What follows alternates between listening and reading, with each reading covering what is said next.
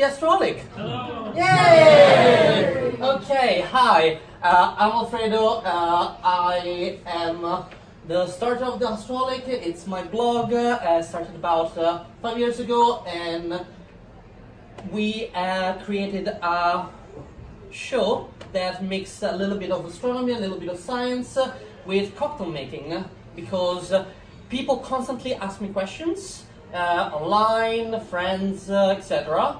And once I was explaining something on Twitter, and somebody said, "Oh, it's very interesting, but a bit boring. It would be much funner if I was drunk." So maybe I can do something about it.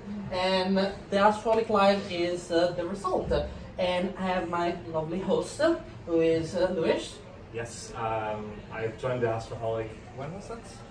Maybe 2 years ago? Yeah, 2 years ago. 2 years ago, and I tried one time and have stayed. And I love doing it, it's great fun.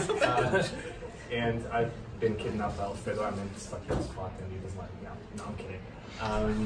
Yeah, it's a good and fun show. We have amazing guests come and talk to us about wonderful things. Yeah, so we cover any aspect of science, but obviously my background is astronomy, so it's all about astronomy. So what is the plan for you, lovely people, tonight? We are gonna hear from two great Cambridge researchers, no pressure, and we are gonna also go together on a journey to Mars. We're all gonna be a crew going to Mars. Then we're gonna have a break where you guys can get more drinks.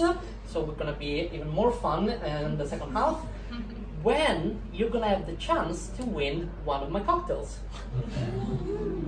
So there's gonna be a quiz. The room is gonna be a bit against each other. You're gonna help our guest, and the guest will select two of you to win cocktails. It's gonna be fun. And then we're gonna usually the Astroholic Live is online show. We stream it live, and we always end up telling you a little bit about news in the world of science. So we're gonna have something interesting towards the end. So without further ado, how about we start with our first guest? Oh, you do a little bit of presentation. Hello. No pressure. That's me. I'm Becky. Just point to my own face there. I'm a cognitive neuroscientist. I know nothing about space, so I don't really know why I'm here. So I study the brain.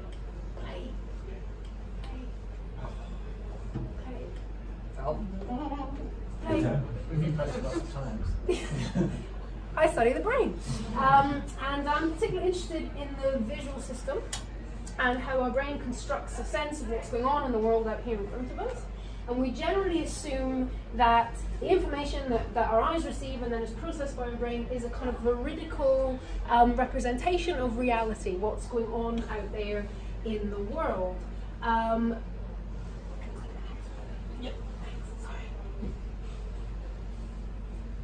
Okay. So for a long time, we were generally of the impression that our brain was kind of this passive receptor of sensory information out in the world, that we were just kind of receiving that information in a passive way. But actually, in recent years, particularly with the advent of neuroimaging, we've come to understand that perception is actually a kind of a constructive or an active process. And equally, in addition to the fact that we have this bottom-up information coming from the world into our eyes and hitting our brain, hitting the visual cortex at the back, we also have top-down expectations. We have best guesses about what we should be seeing, and that is represented in our brain in an internal model of the world, which is sending top-down predictions to the lower parts of the brain, to the sensory processing parts of the brain, that are giving us an indication of what it is that we probably should be seeing. And actually these two sources of information are kind of in tension, and our brain is always trying to find the balance between what's coming in and what we think we should be seeing, what we should be expected to see. Okay, so this is an example of how these two sources of information interact in the real world. So this is my very glamorous office on the Downing site, and on this side here is a picture of what is the hollow face illusion, this is a hollow mask of Einstein's face. So you can see that his face is pointing backwards this way, and this inside dimension is hollow. So if we play the video on this side, you're going to see me messing around with that in a minute. So you can see as I'm putting my hand in to show that it's a hollow mask, definitely hollow in there, caressing the inside of his face. And then as we move around, you should experience his face popping outwards at you and appearing as though it is three-dimensional and facing you and convex. And that's because we have strong prior expectations about how faces should look. Every face we've ever seen since we were born is pointing. That's me touching his nose and touching his little moustache there. It's a beautiful moustache. But it looks like it's fine. But then when we go around, it's hollow. It's terrifying. So we have these strong prior expectations about how faces should look. Every face we've ever seen since we were born points outwards. It's not concave. And because that prior expectation is so strong, when we're presented with that ambiguous sensory information, that hollow mask, our brain literally just says, nah. So, if we go on to the next one, if you want to make this illusion yourself, shove your face in the snow. Next one. Some people really enjoy doing this. So here's an example. This is the same thing. This is the impression of the face, but it looks like it's pointing outwards. And the next one. Some people don't enjoy it so much. That guy down there not having such a good time, shoving his face in the snow. And the next one. Thanks. Okay, so it's like we have this bottom up information processing, and so it's saying in front of me right now there appears to be a spooky bitch with her face turned inside out. That's what the eyes are receiving. But the top-down processing is basically just saying, nope. Skip next one. No, definitely not.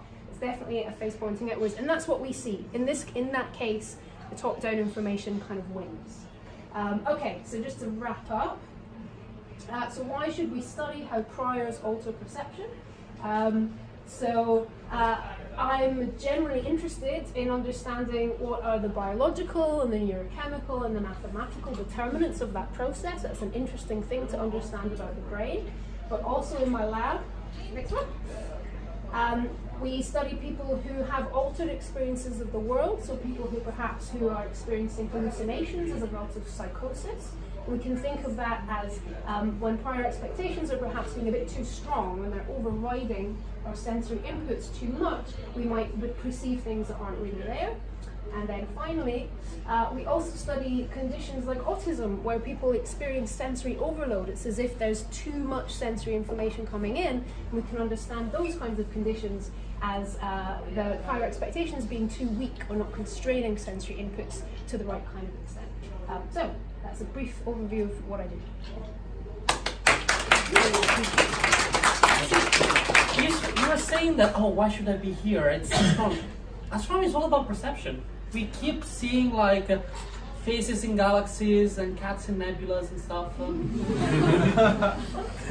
Cat spaces. So before we go on to, this is gonna be pain. It's cocktail time. The first one cocktail. Well, I'm gonna be here. So, the first one that I'm gonna make for our lovely speakers, for Duncan arrived, and talk us about more neurology stuff, is called the Outer Rim, and it's a layered cocktail. So, I'm going to quickly prepare one, and then I'm going to leave you to the presentation while I make these words. Okay, so who knows what are the crucial things to do in a cocktail? What do you need to, how do you mix a good cocktail? With your hands. Huh? Okay. Actually, I had a very good old-fashioned by a robot. So, hence, good requirement, but not condition sine qua non. Alright, so for a good cocktail, you need to have, obviously, the alcohol, although you can have a very good mocktail, so it's not exclusive. You need to mix the alcohol in a good level with the sweet and the sour. So that's what you're trying to balance. And that's what we're gonna try and do. So our alcohols are pea flower infused gin and vodka. Why pea flower? Pea flower is a universal indicator. So what's gonna happen when I mix it? Everyone who's done chemistry worked it out. So it's naturally blue, and when it's gonna touch the vodka, lemon syrup, and fresh lemon juice, it will turn purple. And it's a layer cocktail. So we have a layer of grenadine. We're gonna have a layer of mixed syrup, vodka, and lemon juice, and then we're gonna have a layer of gin. Why is it layered? You're not gonna win the cocktail for this question. Just anyone? Why? Density, of course. So anything that is extremely sugary, like grenadine, is gonna sink to the bottom. Anything like that is just pure alcohol is gonna just stay at the top. And it's one of the issue. Like layer cocktail looks great, but the first mouthful is pretty much pure alcohol. So. This is why we do it as the first cocktail and not the second one. Where is my measuring? So, very quickly for the first one. Might do two at the same time. Again, you can pour precisely, you can pour pre-pouring, just whatever you feel. If you feel that you had a long day and had enough of your research, your job, or whatever, like, who am I to stop you? But always make sure that things are balanced, because you don't want, maybe you want a very strong cocktail or you don't like the sweet, but that thing is balanced. So then we take a glass. We put a few ice cubes in there.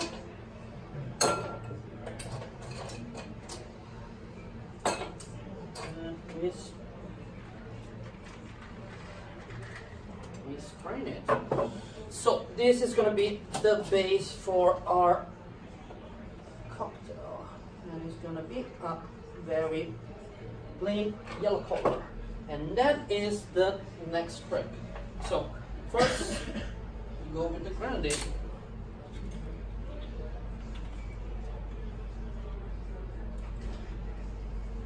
Should have prepared this earlier. Okay, so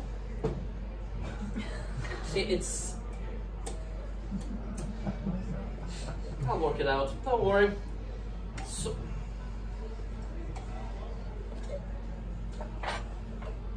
if you cannot. Jam it with a fork. Well done. So, with force. What you do is you put your little spoon, or even like a normal tablespoon, and you just make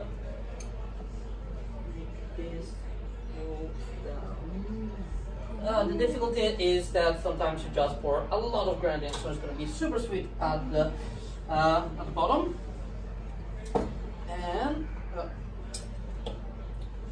the top should be quite nice and easy. Is that the pea flower gin? That is the pea flower gin. So although sounds super fancy, you can buy it from Amazon.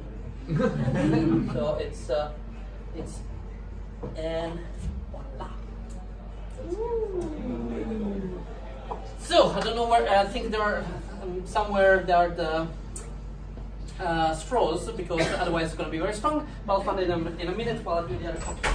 Duncan, is it you? I don't know if this works now by any chance, by any miracle. No, Drop please. the batteries, that's a common. No, I changed the batteries before I arrived. Okay. Good evening, everybody. Can everybody hear me at the back? Yes. Yeah. This is me. I'm Duncan Astle. I am also a neuroscientist. Chances are a fine thing. Working here in Cambridge. Someone can see. Okay. First, a bit of audience participation. Alf, you just. What do these things all have in common? They're all networks. Anything else? They are colourful, and they're all on the slide, and I put them all on there. Anything else? Lines. They've got lines. They are kind of all maps. They all have connections. So there's another thing is that they're all networks, and they all have a particular organizational property, which is that they all have these things called hubs. So top left is, you probably worked out, it says on it, airports, and all the possible flight trajectories. And what it's morphing between is the locations in real space, so the geographical locations, and then something's been applied to it, which is called network science. There's a whole branch of science, apparently, called network science. And so what you can really see is if you look at Europe and North America, then when they switch back a sec, they're geographically a long way away from each other, but because they're so densely connected, when you plot them in terms of how well they're connected, they're much closer to each other. And if you also look closer, you can see that some of the dots are bigger, and that's because they have many more connections than the others. And so as you probably know, if you've ever flown somewhere really complicated, you have to fly via some kind of hub airport, like Frankfurt, thank you. Top right, obviously that's the tube. That's another network, similar principles in that there are peripheral nodes and then also hub nodes, like King's Cross, for example. If you've ever tried to go anywhere and something's wrong at King's Cross Station and you can't use it, then it interrupts many people's journeys. Bottom right, apparently that's a wireless network. So it's like a mobile phone. It has similar principles and it's organized around hubs.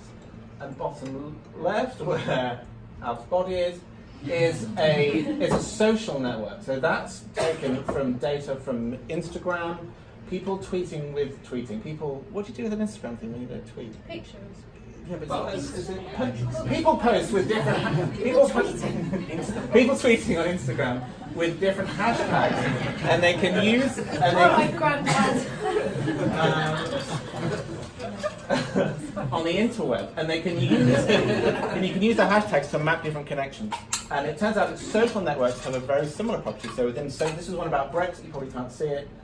Brexit. Ooh, and so different people in the social network play the role of the hubs. So, for example, lots of people probably follow someone like Caroline Lucas, for example, and a lot of people will follow her. And so what she tweets or what she posts on Instagram will cascade out. Anyway, next picture. Okay, so this is a brain. This is the front of the brain, or the back of the brain, and this is a different type of network. So just like those other networks have very important organizational properties, our brains also have very important organizational properties, and actually they're remarkably similar.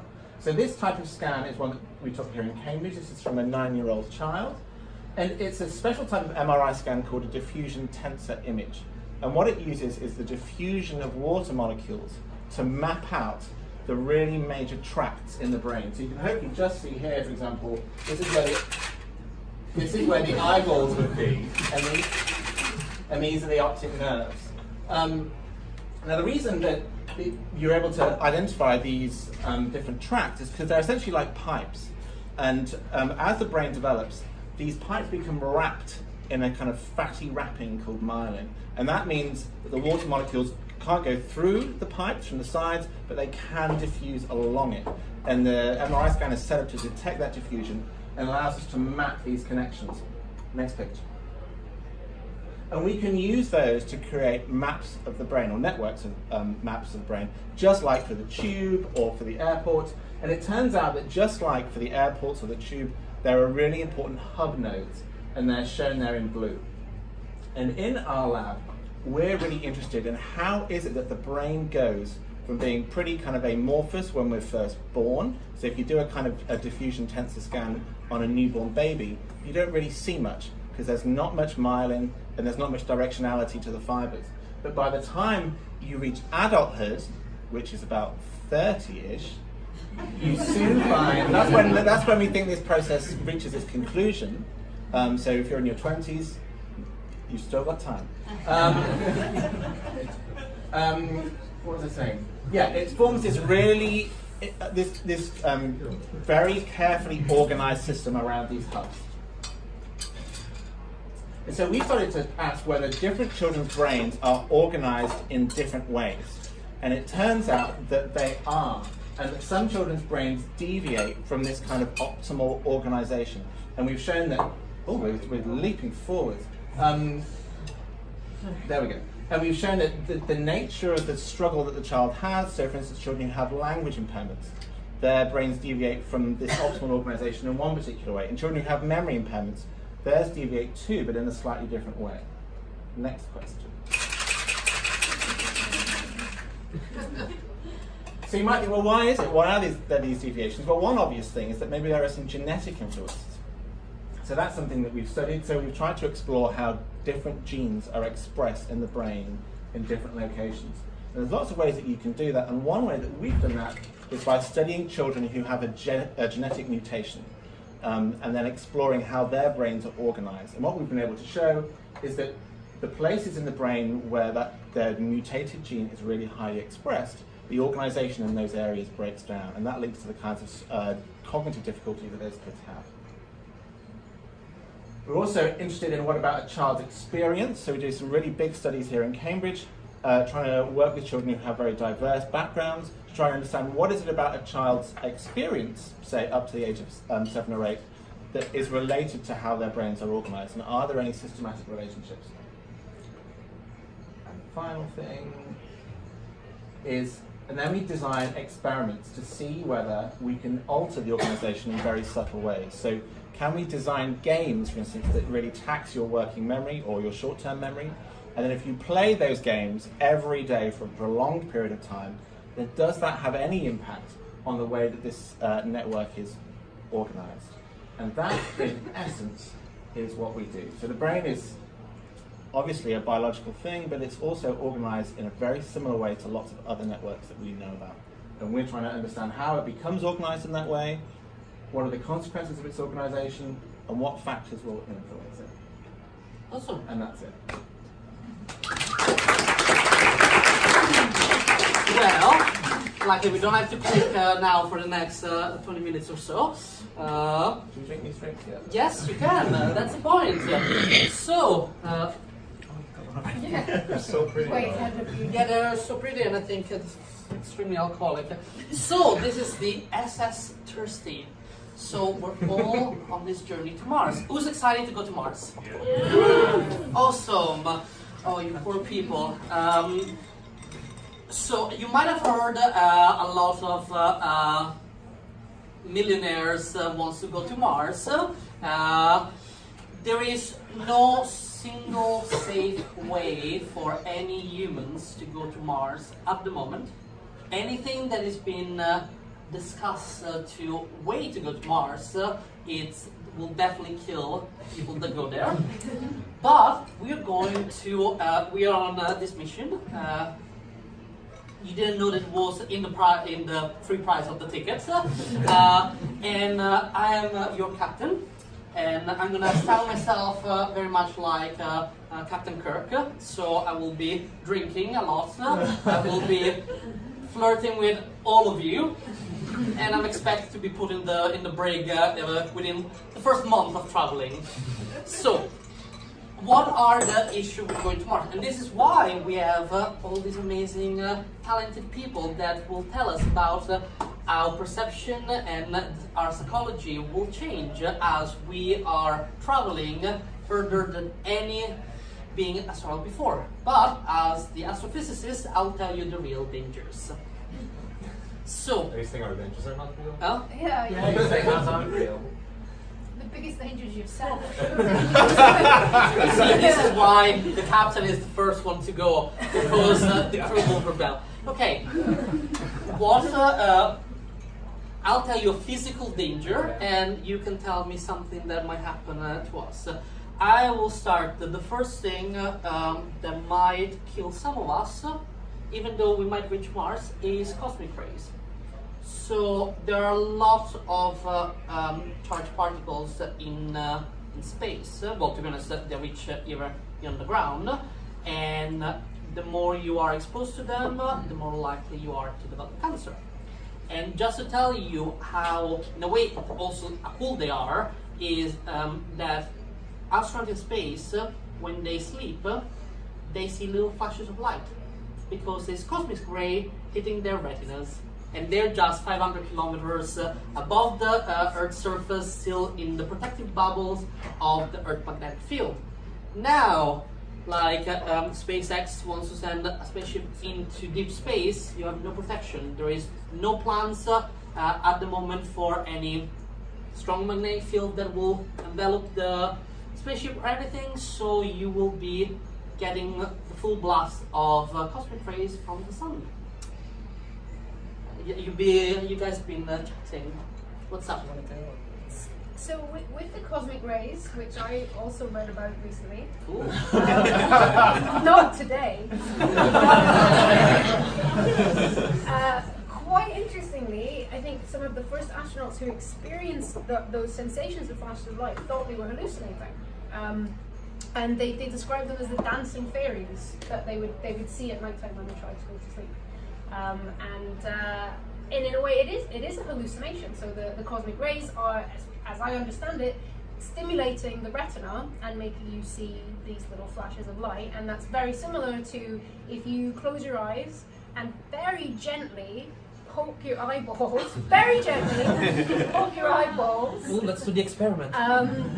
You experience light patterns, kind of. You experience a bit of light moving around your eye, and that's because the pressure change in your eye is making the neurons in your retina fire, which you perceive as light. So in a way, it is a hallucination. It's not actually out there.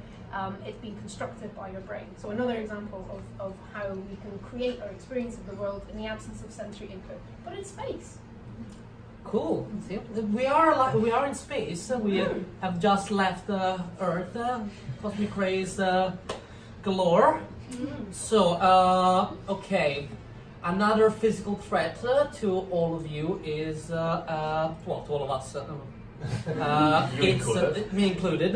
No, I'm still drinking, so it's none of you can get any minor injuries because we literally have no way to safely do any, even put a single stitch on you. Could be life-threatening in space. There are some suggestions on how to potentially do one-day surgery in zero gravity, but still, even if you get an infected tooth, you might die. It's like being in the 18th century again. Or post-Brexit. Brexit joke. Oh, I've got one. Go. So, we might all get SMS, which is space motion sickness. So apparently a very common psychological symptom of going to space is space motion sickness. So there's no single part of the brain that kind of calculates gravity, but instead the brain integrates lots of different sensory experiences, like our visual experience. It uses the inner ear, for example. And a very common experience is space motion sickness, which involves things like fatigue, headaches, and so on. And apparently it can, I've never been to space, but apparently it can be quite extreme. And so I think before we get any kind of physical dangers, we'll all die from space motion sickness. I see your space motion sickness, and I raise you herpes. Okay. So more and more You don't need to go for an answer. No, but herpes is very common in humans. Apparently, again, I'm a physicist, so I've read this.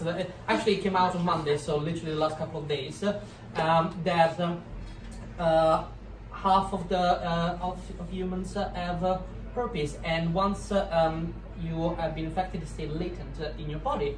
And researchers have realized that the longer an astronaut spends in space, the more likely it is for the latent virus to be active again.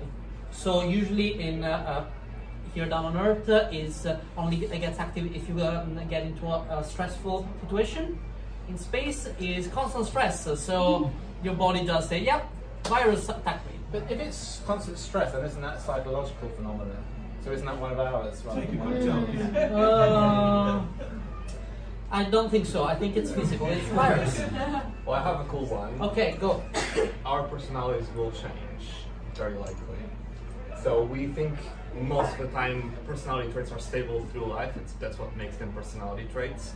But there are studies that show that under certain circumstances, when the environment is quite hostile, our personality traits can change. So there's a cool study in Swedish prisons that show that prisoners in that prison, as well as the prison guards, reported higher scores for consciousness, which is very unusual to find in people that have antisocial behavior or that are convicted criminals. They should have very low scores of consciousness. So it is very likely that our personalities will change throughout Okay. this space journey. Before we go on our personalities, why did they become more conscious? Is there any idea? Is it because of Well, the sexual- researchers suspect it has to do with fear of punishment. So because you were forced to live in conditions which are very strict in terms of what discipline you need to have in your routines and the way that you behave in a prison, you might get sent to solitary confinement, or you might get some sort of punishment for your behavior. Because then when they isolate the facets of the domain of consciousness, they find out that control and self-discipline are the two traits that are very elevated with the prison guards and the rest of the prisoners. Even when compared with community dwellers and when compared with students, compared with Swedish norms, they're extremely higher than they should be, really. Okay, so it means that I need to rule this ship with an iron fist. If you want our personalities to change, which is kind of cool in a way, but also We have pretty people scary. to experiment on. Yeah. But ruling the ship with an iron fist isn't going to help you if we're all asleep at really weird times in the day. And that is an effect that we would have on a journey to Mars that would take that long. There was a study done in Russia where they tried to simulate on Earth what would it be like if we spent just 6 of us 17 months, which I think is the journey, is how long it would actually take you to get to Mars. 17 months Where did you find That is on the internet. that is the fastest journey. 17 months. So they took 6 humans in Russia, put them in a makeshift spaceship. They had gravity. They didn't have zero gravity. Put them in a it was a very confined space, and made them all live together for 17 months to kind of see what the psychological effects would be. They couldn't get out. And the main issue was that their sleep cycles all went out of sync and completely out of sync with each other. So one guy moved on to a 25-hour sleep cycle, which meant that every 25-hour circadian rhythm. So that every 12 days he was awake. It was nighttime. It was nighttime for everyone else, and he was wide awake. So he was constantly out of sync with everyone else. Most people just slept a lot. They spent a lot of time sleeping. One guy started sleeping 2 hours on, 2 hours off, 2 hours on, 2 hours off. And one guy couldn't sleep at all. And he actually almost had a bit of a breakdown and became incredibly depressed. And the main issue was across the 6 individuals, their sleep patterns were all out in very different ways. And so if we're all sleeping at different times of the day, you're not going to be able to rule with an iron fist. If I want. Okay, so mutiny. I suspected mutiny from the get-go. I don't think I'm charismatic enough to be the captain. I think we'll get very depressed first. Oh yeah, Okay. pretty depressed. Yeah. All right. So to add to the depression, actually no. I actually have a good news. So one of the major loving issues. this journey. I'm loving the journey, but I have good news because one of the major issues on the ISS, International Space Station, is that all the bacteria there has turned into superbugs. Because that's exactly what you want when you are far away from everything else, that your microbes cannot be killed with antibiotics. I'm going to get MRSA. You don't need to go from Mars for that. There is a good news before getting the MRSA. So the reason why it became a superbug is because in microgravity they developed this film around bacterial cell that is very hard to penetrate using regular antibiotics. So they've been testing with different coating on surfaces to see if they can kill the bacteria. And again, is a new study that literally came out on yesterday, and it's fantastic. They have this special metal coating on surfaces that kills superbugs. That's really good news, considering Everything else that is happening on yeah, our. that's true, obviously. But Have you got any bad news? Any bad news? Oh, any news on our fateful journey to Mars? Well, if we don't die from MRSA or herpes, depression. or all the other things you've outlined, one of us surely will make some kind of catastrophic human error. Because some studies have shown that actually our decision-making processes are impaired. Firstly, from the lack of sleep, but also studies shown that if you do something like random number generation, which is quite a good way of testing a kind of mental acuity, it turns out that when people get confused, they become less random, and you can test for that in the sequence.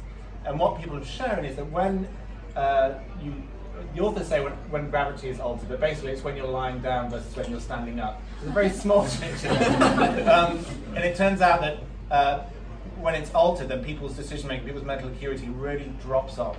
So if we're not properly prepared, then the chances are that one of us in one of our decision-making lapses will make some kind of catastrophic error and wipe out the whole ship. Excellent.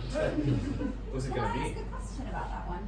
Yeah. So in all these brain pictures, aren't people lying down if they're doing anything in the scanner?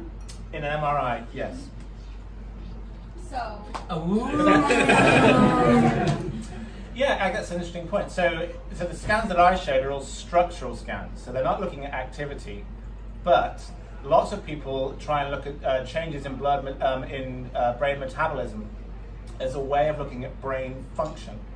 And it's an interesting point that people are always lying down in those scans. And in fact, everything we know about the brain and how it works is in this slightly impaired state of altered gravity whilst people are inside the magnet. And actually there's so in Cambridge we have lots of different MRI scanners with different strength magnets, and one of them is a 7 Tesla magnet, which is an exceptionally strong magnet. And if you've ever been in a 7 Tesla magnet, then it is a slightly strange experience as you move inside the magnet, and you can see flashing lights. Sometimes you can taste a funny metallic taste because it's influencing your perception. So yeah, it's interesting that almost everything we know about functional neuroscience comes from people lying down in this slightly impaired state. So I'm hearing neuroscience is completely wrong. Doesn't mean it's invalid. Okay, I have one last thing to add. Imagine that we managed to overcome all of this. Viruses, our impaired functions, everything. We finally get to Mars. We land to Mars. We're the first people to land to Mars. How do you think we're going to come back home? I don't think we can. Exactly. It's always fascinating to see all these ideas to get to Mars. Something that it's very important to remember is if you're going anywhere in space and you want to come back, you either need to make fuel there or you need to bring your own fuel. If you have something like this, which is the idea that would land back on Mars, it's not big enough to have its fuel to come back. You need something there to make fuel, but it's not being built. At the moment there's no plan. This is why anyone that tells you that they're going to get to Mars in the next apparently 5 years, it's lying to you.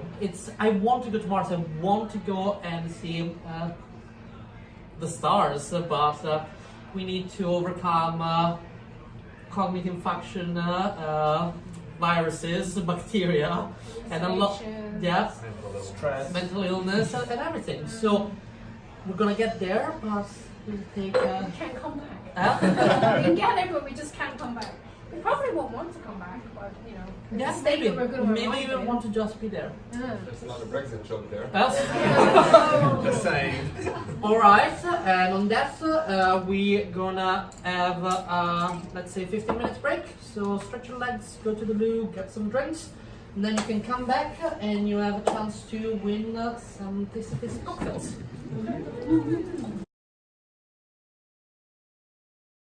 Welcome back to the Astroholic, and it's time for the second half.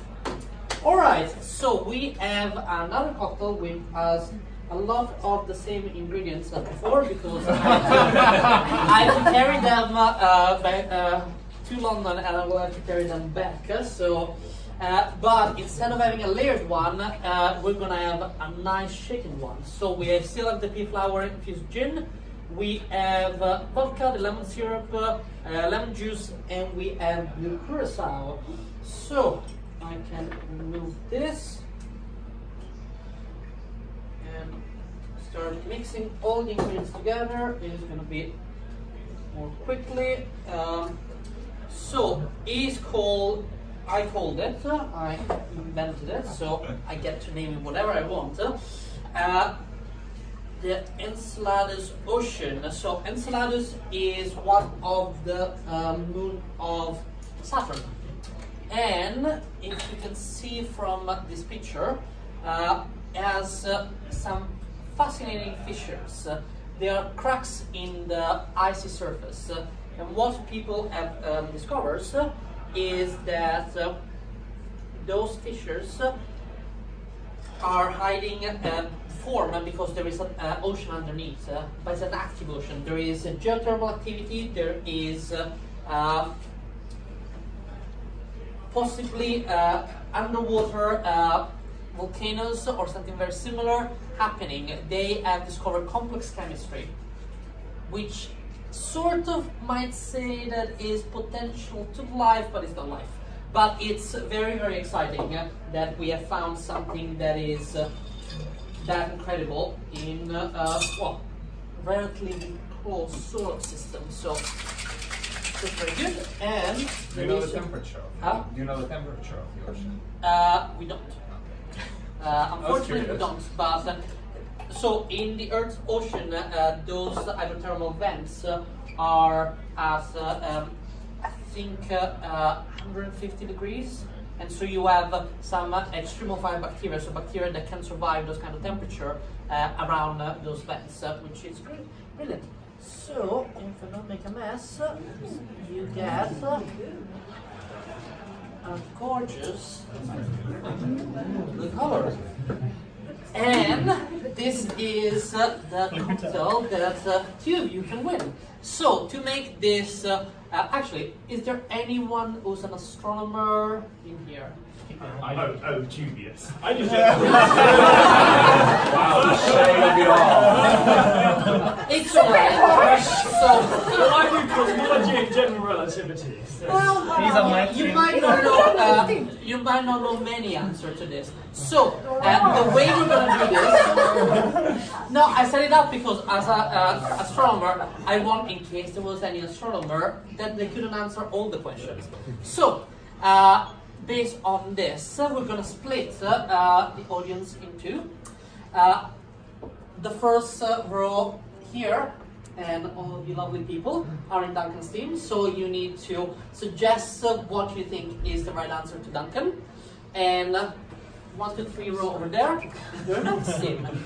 So, who wants to start? Just 5 What questions. is starting involved? Just Answer the first you all question. now you all can answer both questions. So one person, the first person might have an advantage or might have a disadvantage. Come on, Duncan. Great. You Be need brave. to Be Okay. bold. Duncan's first. I'm gonna keep mixing drinks. Okay.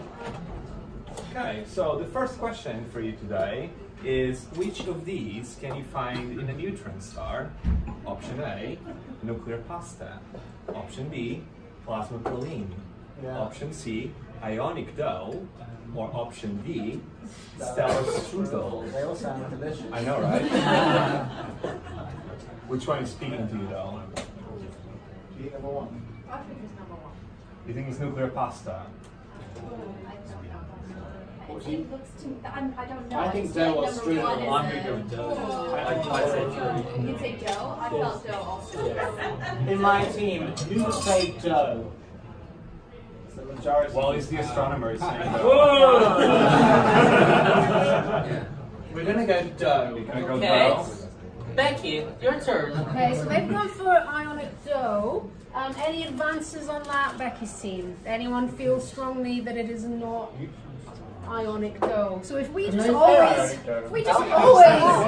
say their answer, unless we're spirit. very sure of an alternative answer, then we'll always be equal or 1 point up on them. So that's our strategy, team.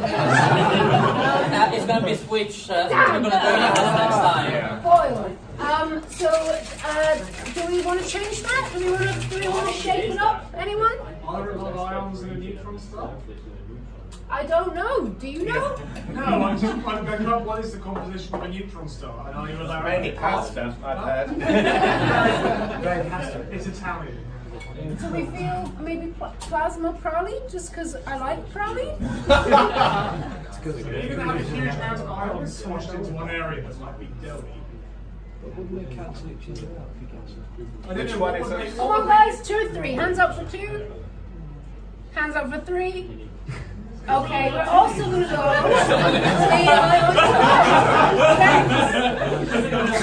So, are you both going for ionic dough? Yep. Well, you are absolutely wrong. The correct You should have listened to Yeah. You should have trusted your teammates. What was it that teammates. makes you think pasta? I think I read it the other day. answer. See, knowledge is important. Not only it's called nuclear pasta, but has different names depending on the shape. So the matter in neutron star is so compressed and so degenerate that it's very difficult to explain in terms of regular matter. But physicists think that is organized in certain ways, and because the first 2 structures that they found was a thin sheet and big globules, they decided to call them lasagne and gnocchi. And then they just went with the nuclear pasta. So now there is bucatini, which is the big spaghetti with the hole, but also there is anti-bucatini, which is just, I'll just call it spaghettini because it's thin spaghetti, but they went with anti-bucatini. So yes. Anti-pasta. That is for whiteboards. Alright, next question. Question 2. It's for Becky and your team. Okay. Ready? So, black holes and Uranus are not the only inventive names in astronomy. Which of the following is not a real term? Option 1, galactic bulge. Option 2, wet merger. Option 3, stellar erector. I'm loving the emphasis that you put. Which one's not real? Which one is not? real. So, What do you think? So 2 of those terms are real and used in papers, etc., and 1 is not. okay, Team Becky, my gut is going to go with wet merger. Because I don't know why. The other 2 are kind of penisy, I don't know. Both is an erection, so they could, yeah. A bit Okay. phallocentric. Yeah, a bit phallocentric. So I'm going to go wet merger. Do we feel good about that? Wet merger? We're going to go wet merger. Okay, that is locked down for you. I think we need to. I'm not. I'm I also thought it was wet merger, but we can, because I think I've heard of stellar erector. You should ask. So I could be mistaken. What do you think? Have you read anything recently? No, but I think it's wet merger. But I think it's wet merger guessing. too. Yeah? Are we, my team, are we going wet merger Yeah. as well? What does the astronomer think? Our one thought was whether stellar erector was a play on the fact that there are stellar ejectors. Oh. He knows, he Doubt knows. there, bit of doubt there. But I'm not taking away the team on this, you know, I'm 3 pints in. I'm not a real astronomer. You can stop it. We're gonna go, I think we should go wet merger. Okay, so both teams have chosen option 2. And wrong again, because it's still So I am very upset with you, Duncan, because wet mergers is actually the theme of my thesis. Never I haven't read that. No, but you heard me talk about. Anyway, you were absolutely correct on the stellar erector was a joke on stellar ejector, because when I first thought of this joke, I was testing it with people on Twitter, and whenever I put stellar ejector, they were always worked out that was a real term. So I just went, okay, I need to go with something similar, but something weirder. So wet merger is a merger between two galaxies that have a lot of gas, so they form a lot of stars. The opposite is a dry merger. When they come on, it's not that funny. Are the stars wet? No, it's because there's gas. The gas. Astronomers are weird. I know gases aren't made. And galactic bulge, as many of you might really know and worked out, is the core of a galaxy. It's also called the bulge. So erector is nothing. The real It's lesson going here, really well. Duncan, is you need to trust your team. Yeah, listen Well, to you. No, I said not to trust me. He That's told me explicitly not to trust you. He was right though. Come on, next question. We're ready. All right, next question. Question 3. Duncan. Oh, Uranus. Uranus is the literal butt of every astronomy joke. Surprisingly, this is the second choice for its name.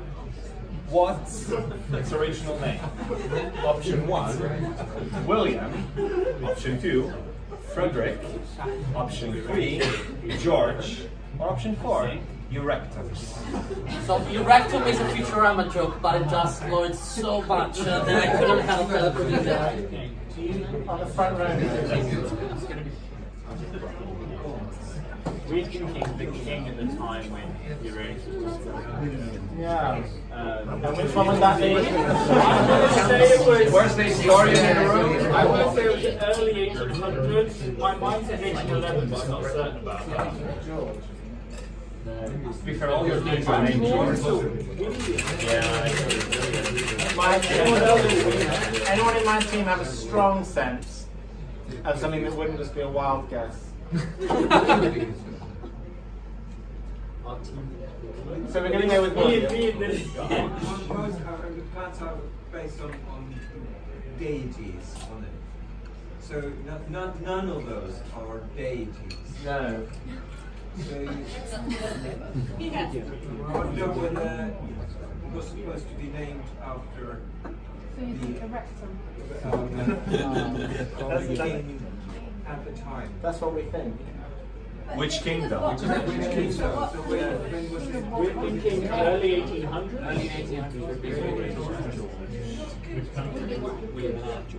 Yeah, William and Anne is the logic.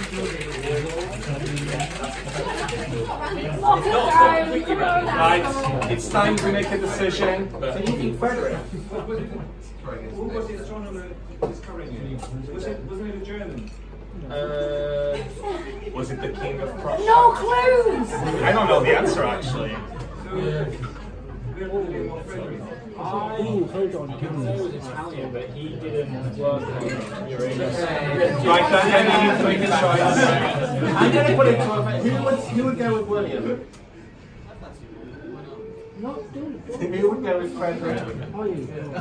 The people have spoken. It's the will of the people. The will of the people is correct. Is it not? Oh, that's Which answer? I'm going to go William. You're gonna go William. Okay. Team Duncan has chosen William. Team Becky, what say you? How do we feel about George? You feel alright about George? We're gonna You're gonna go George? Okay.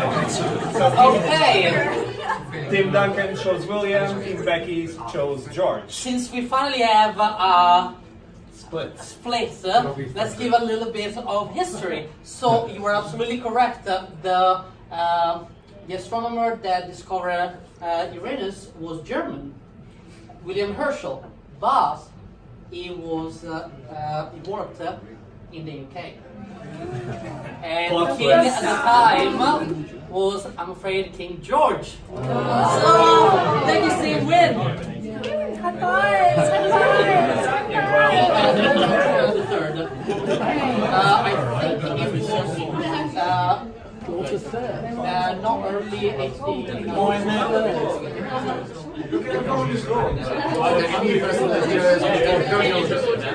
All right. All right, question number 4. We're starting with Team Becky now. You ready? Features on Karen, also pronounced Sharon. Okay. I've checked this. The largest moon of Pluto are named after fictional locations, characters, and ideas. Which one is the real one? Option 1, successful Brexit buzzing. Option 2, and Solomon's. Option 3, Mordor Macula. Or option 4, Gallifrey Gully. So which one is the real moon of Pluto? 4. Okay, we've got a consensus on 4. The people have spoken Gallifrey loudly. Gully. Option 4. Vivian's over here. We could go the same. Are we putting this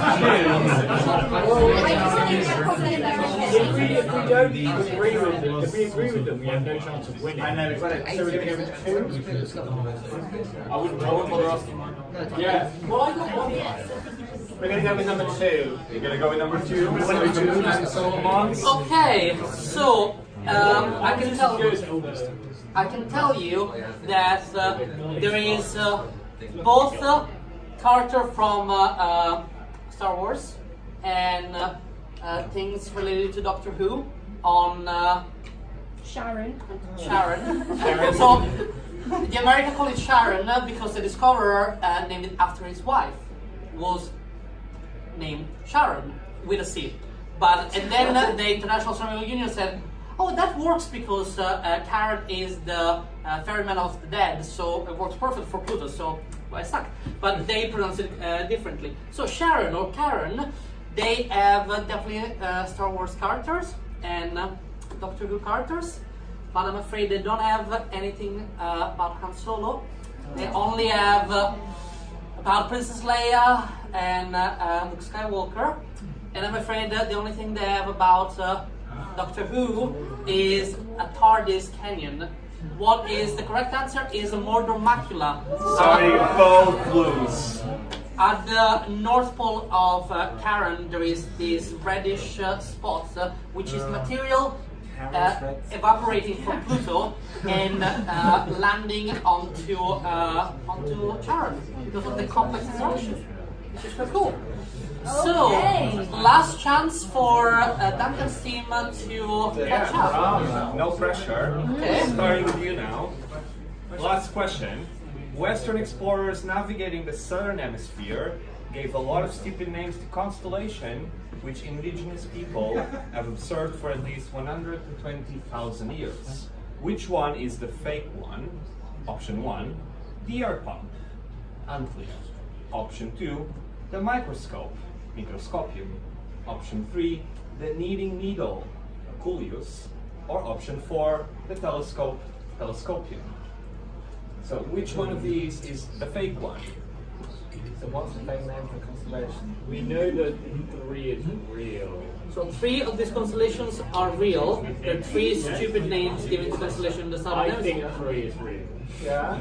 Wouldn't the knitting needle just be a long row of, like, you know, I'm just saying, it's not very shapely, a knitting needle. So yeah, I think microscope or telescope is the one that they're supposed to get.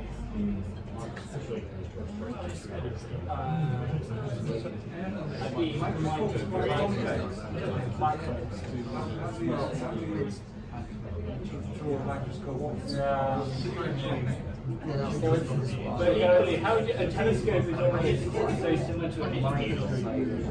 But then you've got to have some imagination for constellation. That's very true. Yes, I think therefore the difference between a knitting needle and a telescope is so. I'm going to propose that we go with 2. Are you all in agreement? Is everyone happy with 2? This is your last chance. Raise your hand if you're happy with 2. Great. You're going to lock it down. This is your last chance to win this game. Okay, option 2 for Team Becky.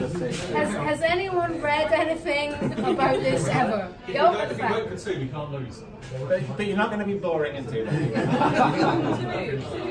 It's a fair point. Do we think 2's the, does anyone know that 2 is the right answer? I think knitting needle is the fake one because that's just 2 points with a straight line, sure. Which is your original theory? Well, that was my original theory. Was the knitting needle is a bit too simple to be. It's just a line, right? So I mean, But also the mad thing is what kind of air pump are we talking about? So it's the one thing that doesn't really. Yeah. Unless it's like the kind of the bellows that you might have in like a fireplace. What if it was triangularly shaped? Food for thought.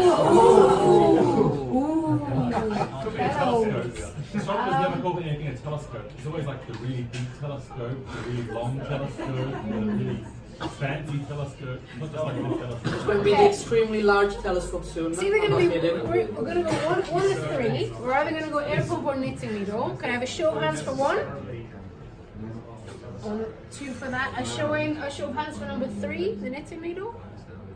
Only 2 of you have raised your hands, guys. Come on. Get with it. Show of hands for 1. Show of hands for 3.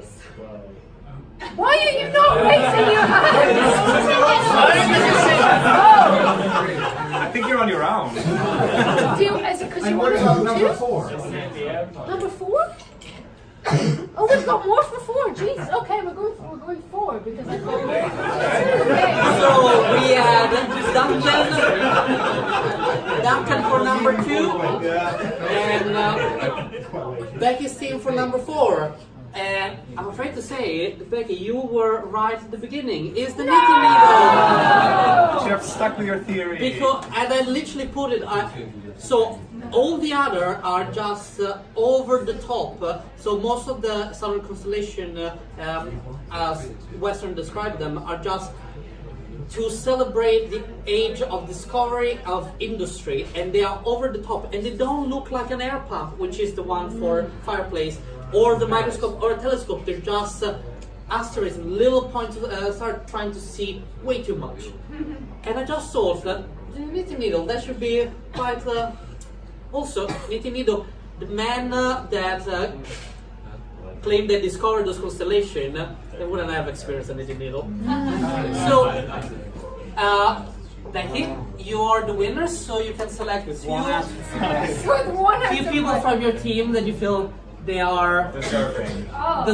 I don't know, you all put me on to number 4, so I don't know about that. Do you want to fight for it? Any fights? Okay, I'm going to just What about the people randomly... that voted? No, it's only like 2. Who voted at some point? Just come on. Yeah, you're a voter. You can have a pink jumper. There you go. And let's go right at the back. There you go. And the voters at the back. There we go. Thank you, guys. Again. That seems fair. Yeah. Right. Cheers. Cheers. Thank you, guys. Thank you. It's time for some news. Oh. Actually, let's try it because I don't know.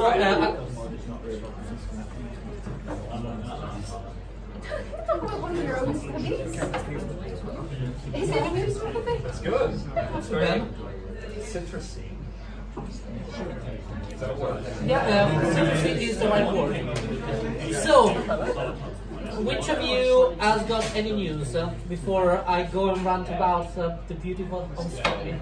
Go for news. Luís, you go.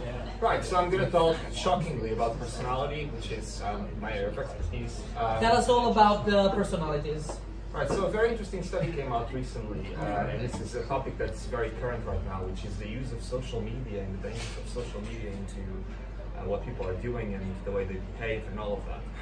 And a really interesting study came out recently where they were looking at the associations between using Facebook, and this was specific for Facebook, so we can't really generalize that much.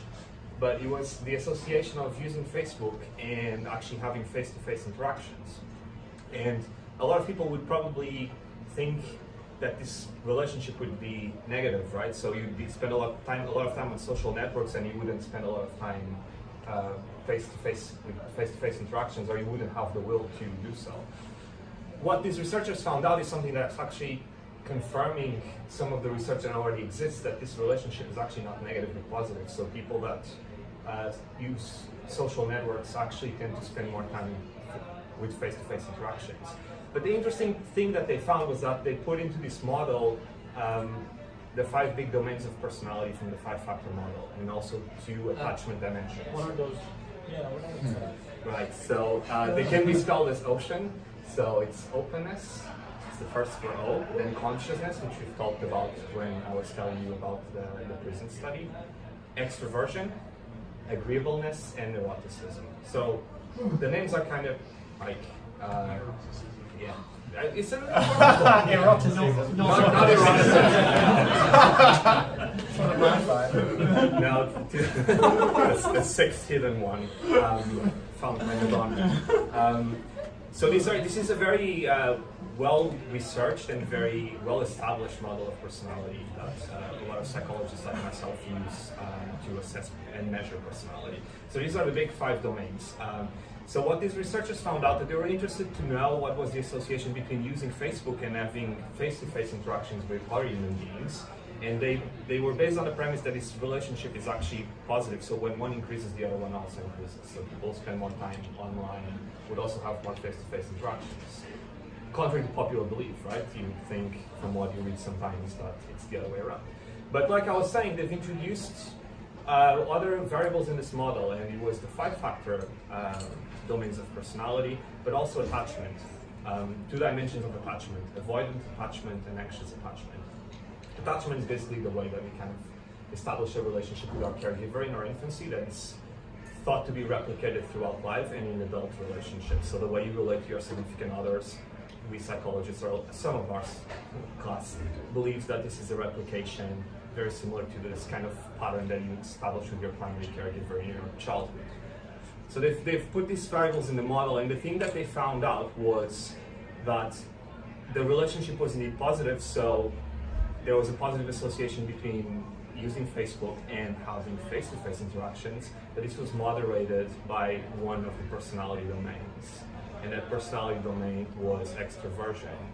But the interesting thing is that the scores only went up when extroversion levels were low or moderate. So basically, introverted people would have more face-to-face interactions when also spent more time online on Facebook.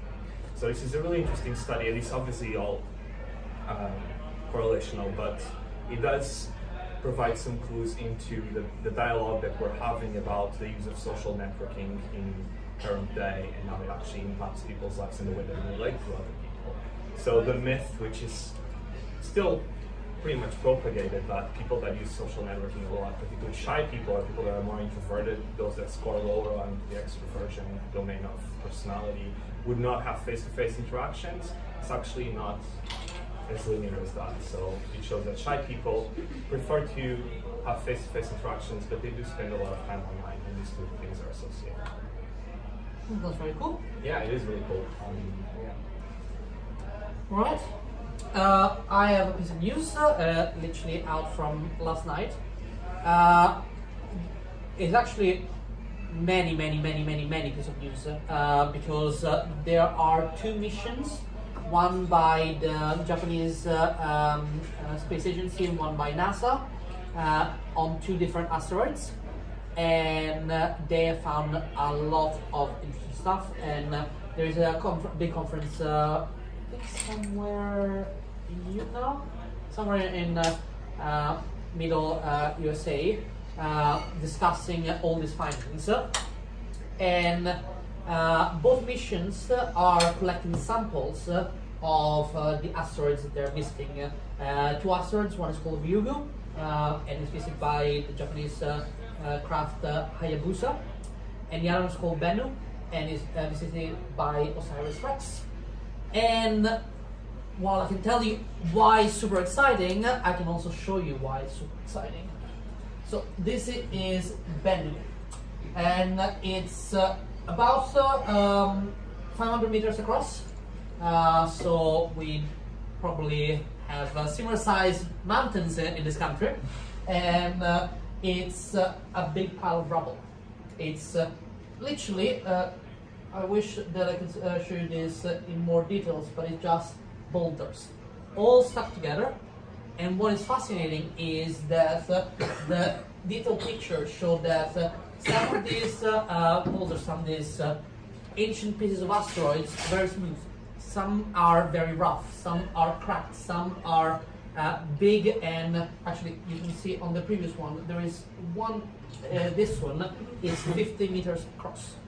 And just like we were expecting, maybe not one like the Little Prince, perfectly round and solid, but we're expecting something that was a little bit more evolved. This is literally a pile of rocks stick together, but they're not stuck very well, because what they worked out that is at the equator, if by any chance you were there, you could easily jump off an asteroid and never be trapped by its gravity. Gravity is already very low. It's 5 millionth of the Earth's gravity, but at the equator is as it spins so quickly, material is coming off. And what you can see here is something incredible. We've never seen something like this from an asteroid. It's a plume of particles escaping the asteroid, and this is the first time we've ever seen it. So it's absolutely super cool. And that is my piece of news for you today. You guys got anything from the world of neuroscience? It's not neuroscience. Ooh, And is it news? It is news. It's the only science news I've read this week, which is shocking considering I'm a full-time scientist. It's about eyelashes. Not neuroscience at all, eyelashes. And there were some scientists in Japan who were interested in trying to figure out what is the optimal eyelash length. And they sent some students to natural history museums and to visit a lot of taxidermied animals to measure the eyelashes on the different animals that have eyelashes.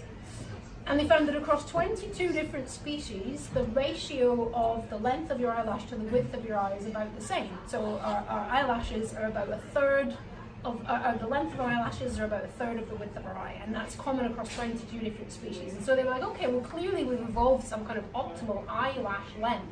What could that be for? And obviously our eyelashes protect our eyes from debris and dust, but our eyes are also wet and we need to stop them from drying out, and our eyelashes prevent wind and air getting into our eyes to dry them out. So they created an experimental setup which is the stuff of nightmares. I encourage you to Google.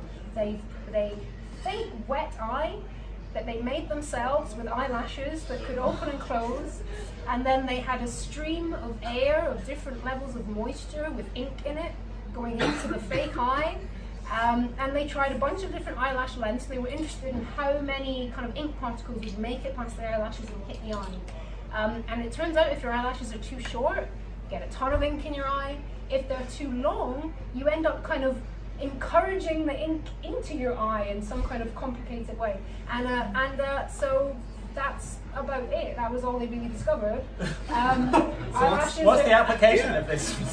Our eyelashes are super useful and optimally designed for the task, which is to keep our eyes moist. That's my science news. that is very, very interesting. Why do people? So what's the deal with fake eyelashes then?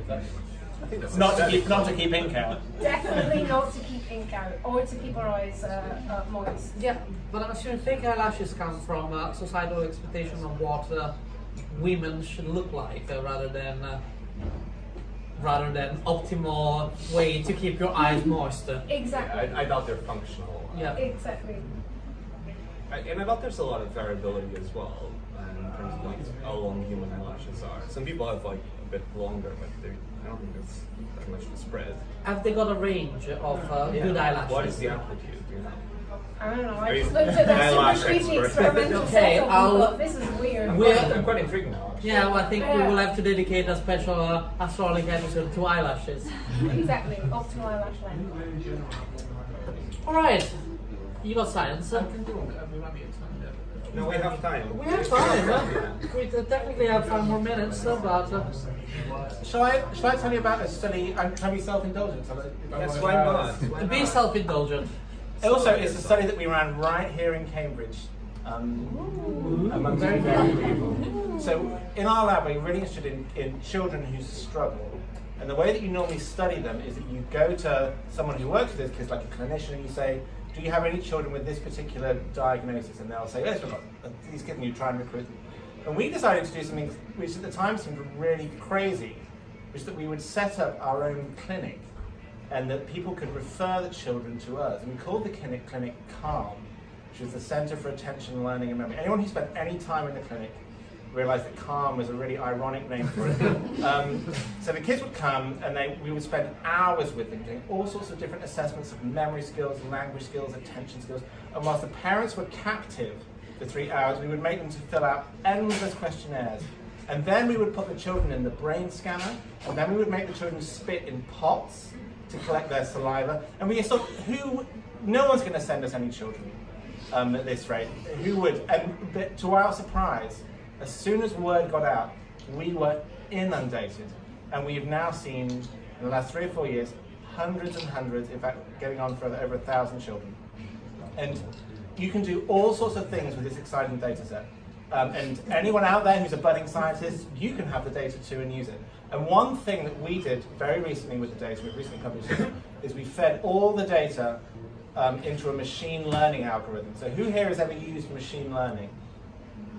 Well, you should all be putting your hands up because we all use it all the time.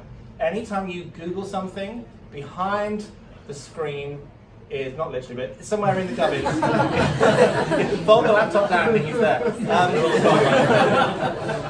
In the gubbins, there is an algorithm, or probably multiple algorithms, that are learning about what you're searching for. And what they're trying to do is create a little model of your preferences. And of course, then you might notice that what appears down the sides in the adverts are things that are very carefully targeted. And that's because they've developed this model about what you search for, and they use it to target you with ads. So we use machine learning, not to stalk the children, but to see what it could learn about the data we've collected. And we put all the data into this machine learning algorithm. And what we immediately assumed is that what it would learn is that the children had come to us with different labels. Some of the children have had an attention deficit hyperactivity disorder label, for example. Some children had a dyslexia label, some had no label at all. And we assumed that because these children came from different routes and had these different labels, that the machine learning algorithm would simply learn that. And of course, what we found was that what it learned didn't correspond to that at all. And it told us that the children had different areas of difficulty, like memory or language, for example, but that these seemed to be cut across all the kinds of labels that the children came with. And so this has proved to be quite a controversial study, because it suggested that even though the children might have different labels, they might have some very similar difficulties, and even children who have the same label might have very different difficulties. And of course that makes it a real nightmare for all the practitioners who are trying to devise the best way of supporting a child, because simply knowing the label they came with doesn't always tell you about the area of difficulty that they have most. And so now what the field is trying to move towards is trying to use these kinds of assessments to guide support rather than the label itself. So we've just done some work with the Times Education Supplement to try and get the information out to teachers. And that was all made possible by the UK taxpayer who funded it, thank you, and by families and communities in Cambridgeshire who helped us to recruit all of these different children and families. And it took years, but it was a really exciting thing, and we've just finished it. Well done. That's wonderful. Thank you. You were right to be self-indulgent. Yes. There's a question, there's two questions. You say that you were using machine learning techniques, Yeah. and these showed that it didn't learn the labels that you were expecting to. How are you training your machine if you're not using the labels? And how are you avoiding the inherent? Because if you're training a machine, then you're going to have the inherent bias of your clinicians or whoever you're creating the data to train the algorithm with. So the exciting thing, I guess, is that relative to other studies, it doesn't have that kind of bias, the clinician bias that you refer, and that's because the children come from many different routes. Mm-hmm. Some of them are clinical, but most of them are not. So for instance, most of them are just UK primary schools. Yeah. And what goes in isn't the label, but the actual cognitive data itself. So we selected lots of different assessments of different types of memory, different types of language, different types of attention, and without making any assumptions about who would be different from who, we just fed all of that data in. So there is some bias in it. How are you training your algorithm? Because machine learning, it's unsupervised. You didn't completely unsupervised. Yeah. Then no training. Yeah. So it was purely just pattern hunting, effectively. In that sense, and then we held out data and used it to cross-validate whether any groupings were Okay, that makes sense. That's why. Another question. What did he do with 1,000 pots of spit? That's a great question. They're all sat in our fridge. We have a very large. Wow. The spit fridge is full. But we've just agreed to send the data over to a Dutch group who are going to do the genotyping for you, so you can extract DNA from the saliva. And 1,000 kids sounds like a lot, but actually for genetics analysis, it's tiny. But one recent development in the field is to do something called polygenic risk scores. So polygenic scores are where you don't take a single gene, but you use many hundreds or even thousands of genes that have been linked to a particular outcome, and you can use smaller samples, so probably around 1,000. It's still quite small, but it might be just enough to then start to see whether there are any genetic effects in our samples. So the idea is to try and at some point extract DNA and see whether there are any genetic relationships in the data set. That's the plan with the spit. The kids that are all coming to you with labels. Yeah. Not all of them do, but a lot of them Is this the do. new norm? Because I'm thinking this is the way we're all going to go. We're all going to have labels. And what we consider now normal isn't going to be very. It's a massive ongoing debate, and there is no right answer. When I talk about the study with some people, they often think that what I'm saying is that these children shouldn't have any of these labels, which isn't what I'm saying at all. When a child gets to see a professional and they go through some kind of assessment, they're given a particular diagnosis, that's a real landmark moment for that family that they've probably been struggling towards for many years. And that's very important. What we've been interested in is then what happens next, as in how do you best equip that professional to provide the support for that individual. And our data suggests that simply having a diagnostic label, these labels are too broad in a way, and they're not clean cut in the way that we might think about medical diagnoses. And as a result, they don't give that practitioner enough detailed information about how to support the child. So that's kind of what our study shows. As to whether the children should have the labels or not, I'm not a clinician, so I can't. No, that's not quite what I meant. It's just that we seem to be, the way our brains are working seems to be changing, evolving, if you like. So that way of thinking, that way of our brains processing is more normal than what we consider normal right now. It's hard to tell, I guess, we don't tend to keep this data in a kind of very systematic way over time. So it's not, whether things have really changed or not, it's hard to tell. So I haven't really got an answer to that, other than, but yeah, come back to me in 50 years and I'll let you know. I think Awesome. So Astroholic Cambridge Science Festival 2069. Be here. Yeah, we'll be here. 2069. Just to add a little thing to your question, the rates of diagnosis in mental health in children and young people have increased, and they have systematically increased over the years. We are unsure why, but some people have linked it, for example, austerity measures and the fact that mental health services are underfunded. Therefore, these children and young people won't have access to support, and those conditions or diagnoses will deteriorate over time. So it's still quite early to know exactly what the causes are and what's the right pathway for it. But there's been an increase on mental health issues in this country. They are actually normal, and we are the ones that Is that just because we have more things like people know more? So back in the day we didn't know that people had dyslexia, they just became thick. So You mean in terms of the nomenclature of the diagnosis? yeah, so people know the diagnosis of people rather than There are some clinicians that believe that we are overdiagnosing in the sense that we have created more and more categories that are now classified as mental illnesses or mental health problems. So that's an issue that there's debate over it. Over the years, that number of diagnoses has increased, so therefore the number of children or the number of adults even that have been diagnosed with certain issues have also increased proportionally. I'm not sure if that really explains the rates that have been increasing throughout the years. I think they might be related to other things. Yeah, it's hard to say. There's also things called diagnostic overshadowing. So in the past, lots of children might have got the same diagnosis as something very general. And with the decline of those kinds of diagnoses, that mirrors the increase in much more specific kind of diagnoses. And so it's very hard to tell whether there's an overall increase in diagnoses for kids, or whether actually the diagnoses have just become more specific than they used to be. It's a very complicated issue.